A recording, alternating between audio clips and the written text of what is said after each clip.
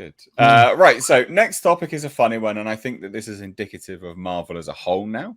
So I did a video on this earlier, but Secret Invasion director was interviewed by Screen Rant and revealed some very interesting things about the development process of Secret Invasion. Now, I've watched the first episode of Secret Invasion. It was boring.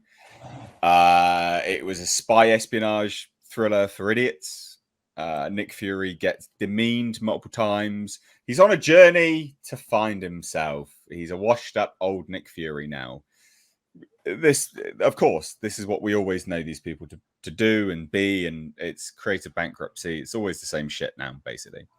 But what I found really interesting with this interview was discussing what happened when he took the job. So, Screen Rant.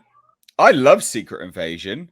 I love that it's grounded in the espionage side of the MCU.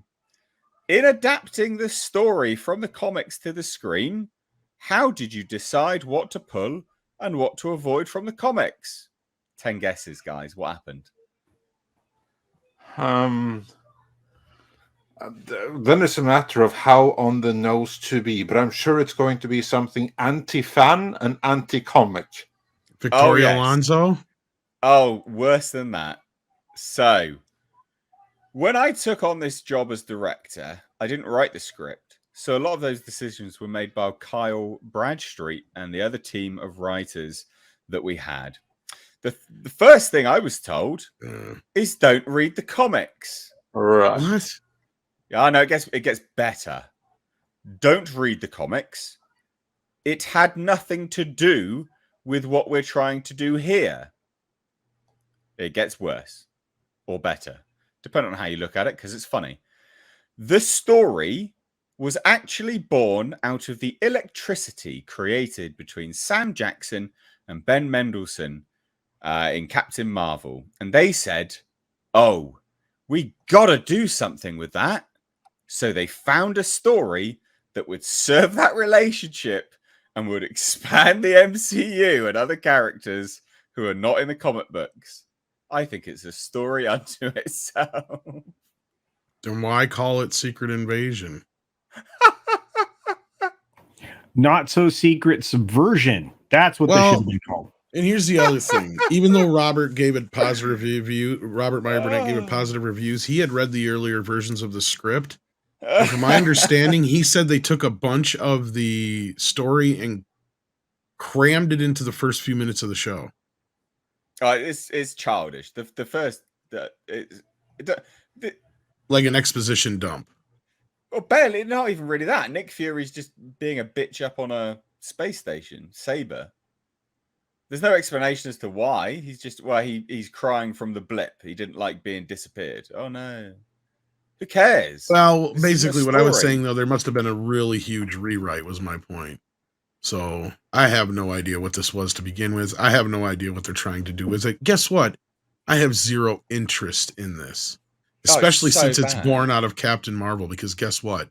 That is one of the worst MCU movies ever. And it came out in the height of the MCU. That's how I compare that movie to the rest of the films. Because you can say whatever you want about Shang-Chi and the Eternals all day long. The fact that garbage like Captain Marvel came out between Infinity War and Endgame is its own crime. Yeah, but Tom, be very careful now, because you're going to make Samuel L. Jackson mad. He's going to come after you for attacking Brie Larson. I used to care, but now I guess he's a sissy. I don't know. Look, Captain Marvel was not a good film. Eternals was not a good film. Shang-Chi was not a good film.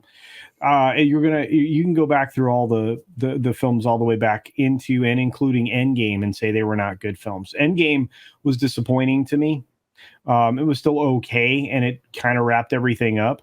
But everything that's come afterwards has been superfluous in a way that doesn't add to the future enjoyment of this any of these franchises going forward. They needed to stop, take a break, retool, reboot, and try and tell a different set of stories from, starting back in the 60s. They should not have rushed to this point in time where you are putting on screen lots of failed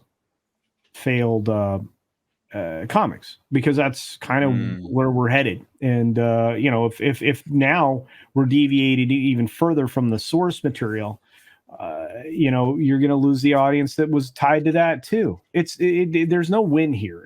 Trying to put all this stuff into these things that didn't exist in the comics isn't helpful.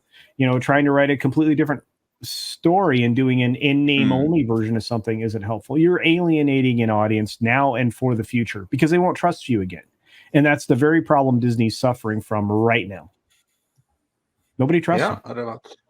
That sums it up pretty nicely. The audience, the consumer trust, the audience relation is gone. And we see this beyond just Disney. I mean, just look at the recent Pixar flops. And like the excuse that is making the way throughout the industry is that Bob Chapek, he trained people to watch Pixar on Disney Plus. It's bullshit.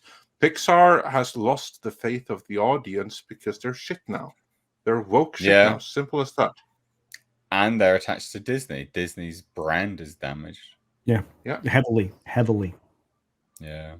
But this... I mean, it's just ridiculous, isn't it? We've had this with the MCU for a long time now. They just keep taking names, and it's in name only. You know, this stuff is not what it is. Like, I think this is the most egregious example, though, at this point in time. It's like, yeah, no, don't read the comics. It's got nothing to do with them at all. Like, yeah, no, we're not doing anything like that. But Nate, haven't they said, and I think all of us here have heard it, haven't they said that they don't want people to have attachments to the comics? They don't want them to know a whole lot about it, because, you know, they want to remake it, subvert it in their own image. They don't want people who understand these characters. It's the same thing that happened with The Witcher. You get an actor that's invested in something, right? And of course, this is Netflix, but it's the same idea. That's the principle. Yeah, it's the same idea where he's invested in it. He loves it. He's read the books. He's played the games. He's very well informed, you know, in this world. And he's at odds with everything that's being put together. And it's the same thing with Jenna Ortega. I mean, Tom can point this one out. She was playing Wednesday, and she actually talked about the fact that she was at odds with the writer. Well, basically, just just rewrote stuff. It's like, no. Yeah. This is what we do. No, stop. Yeah. I mean, it's when you understand the character you're playing, you become that becomes you. That's part you want. You do a good job being this character that you know about, you know. And unfortunately, you know, there's a lot of pushback in Hollywood against that. They want you to be more malleable, whether you're a writer, producer, actor, director. I mean, Mangold compromised himself fully in this Indiana Jones film coming out. So this is where he will lose what respect I had for him all in one go. Sorry. Anyway. I think that's why he's so afraid, because he knows this. He, as a filmmaker, he knows what kind of shit he has made. He knows that this is a movie he never, under any circumstance, would have done on his own devices. Yet now he's being forced to release it. It's going to destroy him, and he's freaking out. And that's why he's having these Twitter meltdowns and stuff, because he knows this is a disaster that's going to destroy him. Yeah. Maybe not in the industry, but with the audience. Very true.